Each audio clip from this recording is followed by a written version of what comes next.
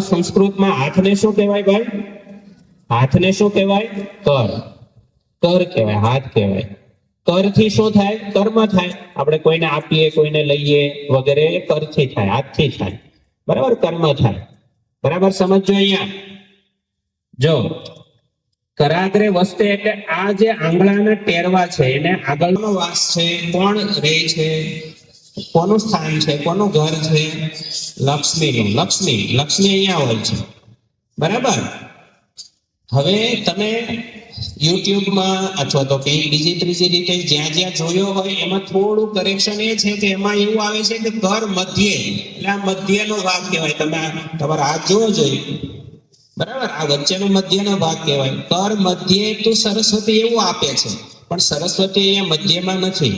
કર મૂલે તું સરસ્વતી આવે. હવે આ જે છે ને આ કાંડું આમાં આ રીતે કરવો જોઈએ, આ રીતે કરવો જોઈએ. તો આ જે છે ને બેન્ડ જ્યાંથી થાય, બરાબર, આપણું બેન્ડ જ ન થાય તો ટાઈટ પકડવો જોઈએ તમારો હાથ, અને ટાઈટ પકડી રાખો. હવે આમ લખવાની ટ્રાય કરવો જોઈએ. તમે ટાઈટ પકડી રાખો. આમ બેન્ડ નથી થતું એવું જોવો જોઈએ. આ બેન્ડ જ ન થાય તો કઈક થાય? સીધી લીટી થાય ને? શું થાય? સીધી લીટી થાય. જો બેન્ડ થાય તો કઈ જીવન બને, કઈ સરસ્વતી આવે, વિદ્યા આવે. સમજમાં આવ્યું? સમજમાં આવે છે? મૂળની અંદર જ્ઞાન ક્યાં છે? મૂળની અંદર, રૂટની અંદર. રૂટ આપણું જે કઈ જીવન છે રૂટ થી બને છે ને, ત્યાંથી જ આવે છે. વિદ્યાથી આપણું જીવન ઉન્નત બને છે. ક્લિયર થાય છે બધાને?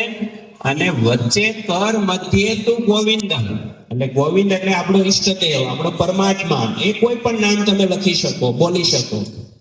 ગોવિંદનું નામ બોલવું એવું જરૂરી નથી. શિવનું નામ પણ બોલી શકાય. તમે કોઈ પણ નામ, તમે જેને તમે ચાહતા હોય અથવા તો જે તમારા ઈષ્ટદેવ હોય એ મધ્યમાં છે, સેન્ટરમાં છે. એનાથી જ આખું જીવન બનતું હોય છે.